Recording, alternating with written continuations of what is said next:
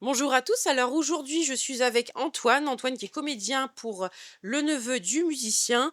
Bonjour Antoine. Bonjour, Alors où peut-on trouver ta pièce? Où ça se joue? Dis-nous tout. ça se joue au théâtre Atypique, 35 rue de la Bonneterie. Ça se joue tous les jours à 18h10, sauf le lundi, du 3 au 14 juillet. De quoi ça parle? Alors de quoi ça parle? C'est vrai ça, de quoi ça parle? Alors le neveu du musicien, c'est la rencontre de deux anciens camarades de lycée. L'un, le narrateur, est très bien installé dans la vie, et l'autre, Pichon, Jean-Philippe Pichon, lui, il paraît qu'il est le neveu d'un certain musicien célèbre. En tout cas, Jean-Philippe Pichon, lui, il a une vie faite de bohème dans le monde du théâtre. Il vit d'expédients. Et ce seul en scène, le neveu du musicien, va vous emmener en voyage dans la relation très particulière entre ces deux personnes. Et ça va vous faire découvrir les différentes facettes de leur amitié depuis le lycée. Merci. Alors tu as repris le texte de Bruno Rigotard. Euh, Comment tu es tombé sur le texte et pourquoi avoir choisi de le mettre au théâtre? Alors, Bruno Rigotard, c'est un ami Mhm. et qui a déjà publié, dans certaines maisons d'édition, qui fait beaucoup de textes autour de la lecture théâtralisée. Ok. Et quand il m'a présenté ce texte-là, j'en suis tombé éperdument amoureux Hmm. du texte.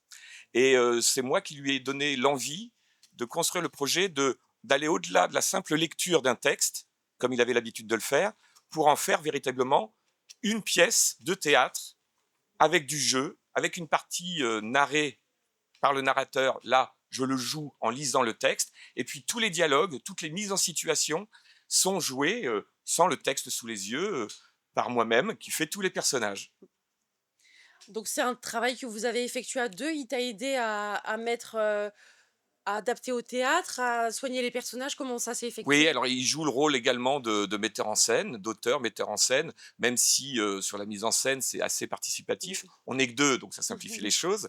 Et ce qui nous a permis de créer cet univers vraiment très particulier, basé sur un texte écrit avec beaucoup de sensibilité, avec un certain classicisme, qui rappelle un petit peu, qui évoque les écrits de fin du XVIIIe siècle, début du XIXe, mais sans la pédanterie, sans prétention particulière, si ce n'est d'évoquer ça par le rythme des phrases, les mots utilisés et tout ce que ça peut inspirer au Mmh. spectateur dans ce grand voyage sur Mmh. l'amitié. Est-ce que vous étiez sur la même longueur d'onde pour vous accorder au niveau des idées ou c'était différent? Enfin, oui, on était vraiment Mmh. sur la longueur d'onde parce que la même longueur d'onde parce qu'encore une fois, je suis tombé amoureux de ce Mmh. texte, donc je n'ai pas bataillé du tout D'accord. pour le modifier en quoi que ce soit. Quant à l'adaptation, elle est venue très très naturellement parce que moi j'apportais le jeu sur un texte que Bruno apportait D'accord. et quand il m'a vu le jouer, tant la partie narration que la partie jouée proprement dite sur les dialogues, il a été rapidement convaincu D'accord. que le format existait déjà et sans avoir besoin d'adapter grand chose finalement. Mmh. C'était ça la magie de cette rencontre avec ce texte. Donc tu es comédien, mais est-ce qu'il faut être musicien pour jouer, le Alors non, neveu? justement, parce que je suis un peu imposteur, parce que je dis que je vais jouer le neveu du musicien et que je joue tous les personnages, mais je ne suis absolument pas musicien, mais ça tombe bien, parce que Jean-Philippe Pichon, Mmh. non plus. Et c'est un imposteur dans le sens positif du Oui. terme, puisqu'il s'invente 1000 vies, dont une vie particulière d'avoir été professeur de flûte. Bon. Si tu devais choisir si tu devais choisir 3 mots pour définir cette pièce, tu choisirais lesquels? Sensibilité, émotion et rire. Mmh, c'est intéressant. J'aimerais savoir comment tu es tombé dans le théâtre? Comment tu es tombé amoureux, de cet art, Alors en fait, pendant une trentaine d'années, j'ai été directeur commercial dans l'intelligence artificielle. D'accord. Donc commercial, ça veut dire, bah, faire des représentations, hein, quand on va défendre un projet et cetera et ça m'a toujours passionné. En fait, d'aller vers les autres à l'occasion d'une vente d'un projet, en l'occurrence. Et puis, je me suis mis à écrire des textes que je gardais pour moi et puis je me suis mis à jouer les textes que j'avais écrits, OK. toujours pour moi et puis j'ai rencontré une femme fantastique. Je me marie au mois Mmh. d'octobre avec cette femme-là, Félicitations. qui voilà, Laetitia, et c'est elle qui faisait du théâtre depuis une bonne vingtaine d'années, qui m'a donné envie de me lancer. Mmh. Et c'est ce que je fais depuis 8 ans maintenant. Et pour écrire, c'est venu tout seul ou c'est difficile pour toi? Ça vient tout seul? Écrire? Oui. Oui, ça vient tout seul parce que je suis un peu comme Jean-Philippe Pichon. Moi, j'invente plein de choses tout le temps. J'ai toujours fait ça. Donc, au début, pendant 30 ans, j'ai gardé tout ça pour moi. Et puis maintenant, bah, je l'exprime sur les planches du spectacle vivant. Tu écris quel style alors? Alors, j'ai écrit 4 pièces. Il y en a une, mais je fais mes gammes, hein. Mmh mh. C'est-à-dire que voilà, j'ai écrit 4 styles différents. Il y en a une, c'est une espèce de vaudeville un peu métaphysique qui s'appelle En attendant Penaud. Il y en a une autre qui est sur les relations de couple, dans un couple qui se connaît depuis longtemps, mais qui est en plein déséquilibre pour une raison particulière que je ne dévoilerai pas. Mmh. Ça s'appelle Amour infini. J'ai écrit également une pièce plus café-théâtre qui s'appelle Lâche, moi, qui est sur les différences entre les personnes, l'inclusivité, Mmh. etc. Mais c'est 4 personnes se rencontrent et puis discutent à bâton rompu sur ces sujets-là. Et puis je suis en train d'en écrire une autre qui n'est pas terminée, qui s'appelle Le fruit de nos entrailles. Et là, c'est une pièce policière avec une enquête. Ah, ça donne envie. Voilà. Est-ce que tu dirais que enfin, tu m'as dit que tu avais été commercial dans l'IA, là tu t'es mis à écrire. Est-ce que tu dirais que ces autres facettes de toi influencent aujourd'hui ta manière de jouer au théâtre? Est-ce que tu as gardé quelque chose du commercial IA ou pas du tout? Oui, oui, ce que j'ai gardé, c'est ce qui fait fondamentalement la force d'un bon commercial, c'est d'être capable de capter l'attention de l'autre en Mmh. lui racontant une histoire. Mmh. Pour l'amener à s'intéresser aux produits qu'on vend. Mmh. Alors ça, c'est une démarche assez mercantile, mais ça s'applique aussi au spectacle vivant, parce que finalement, quand je vais dans les rues d'Avignon distribuer mes flyers avec ma tartine, avec sur le devant, avec l'affiche, bah, je vais à la rencontre des gens et j'essaye de leur parler, de leur raconter une histoire, en l'occurrence la superbe histoire du neveu du Mmh. musicien, et pour euh, acquérir leur attention et puis transformer ça en fait qu'ils viennent voir le spectacle. Mmh. Donc en fait, mais c'est des relations humaines, c'est profondément humain et c'est éternel, hein. Le commerce n'a rien inventé. D'ailleurs, il y a une expression en français qui s'appelle être d'un commerce agréable. Bah, c'est Mmh. quelqu'un dont on a envie et on apprécie de discuter avec lui. C'est vrai. Quelqu'un d'être un commerce agréable. Mmh. Bah, voilà, c'est ce que j'essaye de faire avec le spectacle vivant. Et en l'occurrence, avec le neveu du musicien Mmh. qu'il faut absolument venir Mmh. voir au théâtre atypique, Mmh. tous les jours, sauf le lundi à 18h10. Dans les représentations que tu as faites, généralement, c'est quels retours qui te parviennent après la pièce? Alors, pour l'instant, on l'a joué 3 fois, Mmh. 2 fois en rodage avant de venir à Avignon et hier à la Générale. Ouais. Et ce qui est assez fascinant et qui nous conforte dans l'idée que bah, on a bien fait de le jouer, c'est que les retours qui nous sont faits correspondent exactement à ce qu'on a voulu mettre dans ce spectacle.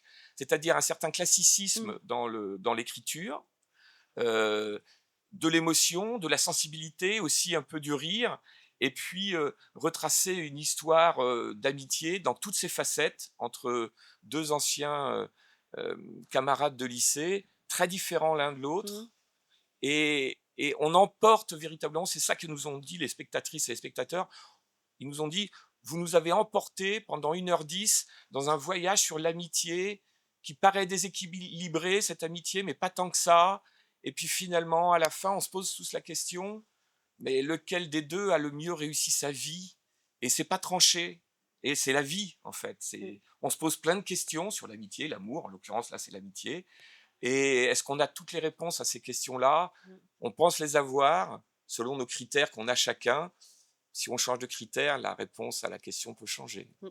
Tu m'as l'air de bien savoir raconter les histoires, alors j'aimerais te mettre à l'épreuve. Vas-y. Est-ce que tu peux me narrer un extrait de la pièce, sous forme d'histoire et on s'en servira comme argument pour venir voir, la pièce? Narrer, tu veux dire jouer, jouer ou Oui, ou comment comme tu tractes dans la rue, comment tu racontes l'histoire? Raconte-moi D'accord. l'histoire. Alors, comment je tracte dans la rue? Mais est-ce que ça vous intéresserait de venir découvrir la vie fantastique de Jean-Philippe Pichon, Mmh. le neveu du musicien? Alors là, souvent, c'est Mmh. oui. Et Jean-Philippe Pichon est un personnage complètement fantasque, qui vit d'expédients, qui a une vie de bohème dans le monde du théâtre qui le fascine, dans lequel il essaye de participer au monde du théâtre. Et puis il rencontre à Paris plusieurs fois, lors de ce seul en scène, il va rencontrer le narrateur, qui lui, le narrateur, est une personne très bien installée, confortablement installée dans une vie assez routinière, faite de petits bonheurs qui le satisfont sans jamais le combler véritablement. Mais il s'en contente. Et ces deux personnages, le narrateur et Jean-Philippe Pichon, sont des anciens camarades Mmh. de lycée. Et eh bien, lors de ce seul en scène, où je joue tous les personnages, à la fois le narrateur qui lit le texte en le jouant, plus les autres Mmh. personnages, lors des dialogues où je les joue véritablement sans lire le texte, euh, au travers de ces rencontres-là, ben, on va découvrir les différentes facettes de Mmh. cette amitié déjà ancienne qui s'est un peu distendue parce que la vie a fait que ils se sont quittés, retrouvés à chaque période de leur vie. Et c'est d'ailleurs ce que retrace ce seul en scène. Et puis, on va découvrir donc, au travers de ces dialogues entre ces deux personnages et d'autres personnages que je ne dévoilerai pas, Mmh. mais il y a quand même la maman d'une petite fille qui veut prendre des cours de flûte. Que va lui donner Jean-Philippe Pichon, bien qu'il ne sache pas jouer de la flûte, ça fait partie de ses facettes de sa personnalité, de s'inventer mille vies. Et donc, on va, justement, à propos de facettes, on va découvrir, lors de ce seul en scène, toutes les facettes de cette amitié, en se disant, bah, finalement, lequel avait le plus d'influence sur l'autre, ce n'est pas forcément celui qu'on croit, Mmh. et lequel, à la fin, a finalement le mieux réussi sa vie, peut-être que ce n'est Mmh. pas forcément celui qu'on croit non plus. Tu joues beaucoup de personnages, comment tu gardes le fil? Comment tu fais pour pas t'en mêler dans toutes ces interprétations que tu dois jouer? Alors ça passe par trois choses. Ça passe par un regard. C'est-à-dire qu'il ne faut pas que, quand je joue un personnage, il faut que je regarde d'un côté où est censé être l'autre personnage. Et OK. quand je joue l'autre personnage, il ne faut pas que je regarde dans le même Mmh. sens, parce que forcément, Mmh. ça ne sera pas compréhensible. Donc ça, c'est déjà ça. Ensuite, il y a la voix. Mmh mh. Je fais en sorte de prendre des voix, alors pas Mmh. caricaturalement, je ne sais pas si ça se dit, mais Mmh. qui caricaturent, qui Oui. soient des caricatures de voix, parce qu'il ne faut pas que ça soit non plus une bouffonnerie. Mmh. Mais j'essaye, dans la tessiture de la voix, d'adapter à, aux différents personnages. Et puis enfin, bah, c'est la posture, hein, c'est les gestes.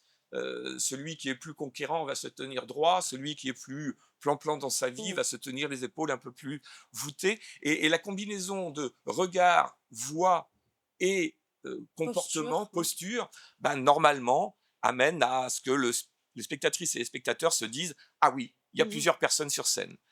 Et ça marche. Et ça te permet de garder le fil? Et ça permet de Oui. garder le fil, puisque en fait, je suis successivement Mmh. chacun des personnages, et donc j'ai une logique Oui. interne, puisque je me comporte successivement euh, en fonction de comment je me tiens, Mmh. comment je Oui. parle et où je regarde. Mmh. Allez, un dernier mot pour la fin. Pourquoi venir voir le neveu du musicien? Parce que ça va vous transporter pendant 1h10 dans une superbe histoire d'amitié entre deux personnes très dissemblables. Mmh. Chacune a apporté quelque chose à l'autre, chacune a peut-être des choses à reprocher à l'autre. Ils se sont quittés, puis se sont retrouvés. Ils ont chacun eu des destins différents. Mmh. Et c'est éternel, ça. Et en spectacle vivant, il est fait pour apporter aux spectatrices et aux spectateurs des histoires éternelles, non? Oui. Merci beaucoup Antoine, on te retrouve au théâtre L'Atypique du 3 au 14 juillet, tous les jours à 18h10. Sauf le Sauf le lundi. lundi. Voilà. À très bientôt. Merci à toi. Merci.